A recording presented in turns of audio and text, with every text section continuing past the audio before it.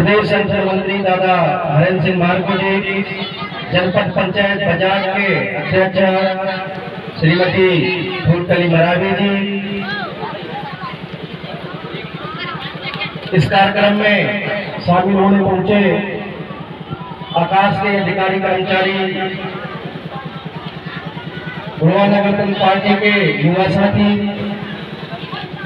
इस कार्यक्रम में पहुंचे मातृशक्ति, पितृशक्ति, प्यारे गण्य बाल गोपाल साथियों, आज का ये जो दिवस है हमारे जीवन का एक महत्वपूर्ण दिन।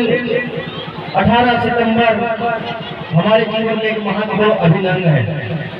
आज ही के दिन सन 1857 की क्रांति के वीर सपूत महाराजा शंकर शाह और उसके पुत्र रघुनाथ शाह जी को अंग्रेजों के शासन में तोप के मुहाने पर बांधकर उनको उड़ा दिया था। कारण यह था कि जो अंग्रेजी गुलामी व्यवस्था थी, उस व्यवस्था को हमारे साम्राज्य के राजा महाराजा उसको स्वीकार नहीं किए।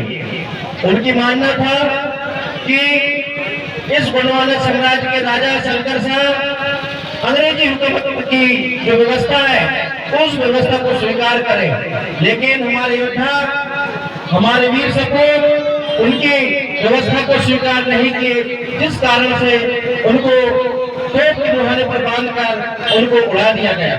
साथियों, जो शूरवीर थे, उन शूरवीरों के जो बलिदान है, उस बलिदान को व्यर्थ में ना जाए, इसलिए आज की युवा पीढ़ियों को सोचना चाहिए। हमारे पूर्वज चाहे बिरसा मुंडा हो, टांटिया भील हो, रानी दुर्गावती हो, राजा शंकर शाह, रघुनाथ शाह हो, अन्य जो बहुत सारे ऐसे हमारे समाज के जो वीर योद्धा हुए हैं, कहीं न कहीं जल जंगल जमीन को लेकर उनकी जो चिंतन थी, उनके जो दार्शनिक जो व्यवस्था थी, दार्शनिक जो सोच थी, वो कहीं न कहीं हम लोगों के जो आने वाली आगामी पीढ़ी थी, उस पीढ़ी की व्यवस्था को सुचारू रूप से संचालित करने के लिए कहीं न कहीं एक व्यवस्था बनाने का एक प्रयास था। साथियों, जल जंगल जमीन की जो बात आती है, आदिवासियों की जो जल जंगल जमीन है, उस जमीन से बेदखल करने की यदि बात आए तो हमारे जो वीर योद्धा जो हुए हैं, उनके बलिदान को सार्थक रूप में बदलने के लिए हमको जल जंगल जमीन की लड़ाई के लिए हमको आगे आना पड़ेगा। साथियों, मैं आपको बताना चाहूंगा कि वर्तमान समय जिंदगी में अभी आप लोगों को जानकारी होगा कि खमेरा दादर यही अपने बाजार में खमेरा दादर में बॉक्साइट खदान खुलने वाला है। हमारे महाराजा पुरुषों ने, राजा रानियों ने अपने माटी के लिए, अपने जंगल के लिए, अपने जमीन के लिए लड़ाई लड़ी, लेकिन क्या हमें खमेरा दादर में बॉक्साइट खदान जो खुलने वाला है, यहाँ के आदिवासियों को बेघर हो जाएंगे तो हम लोग कैसे लड़ाई लड़ेंगे? उस लड़ाई में हम लोगों को शामिल होना पड़ेगा। अभी आप लोगों को बता दो कि वन विभाग के जो कर्मचारी है, वन ग्राम सिमरता, समनापुर में सिमरता है, उस सिमरता में 20 मेगा परिवार जो उस वन भूमि में अपना पेट पालने के लिए उस वन भूमि में खेती कर रहे थे, उन खेती करने वाले जो बैगा परिवार है, उस बैगा परिवार की फसल को चरा दिया गया है। ये सरकार की नीति है।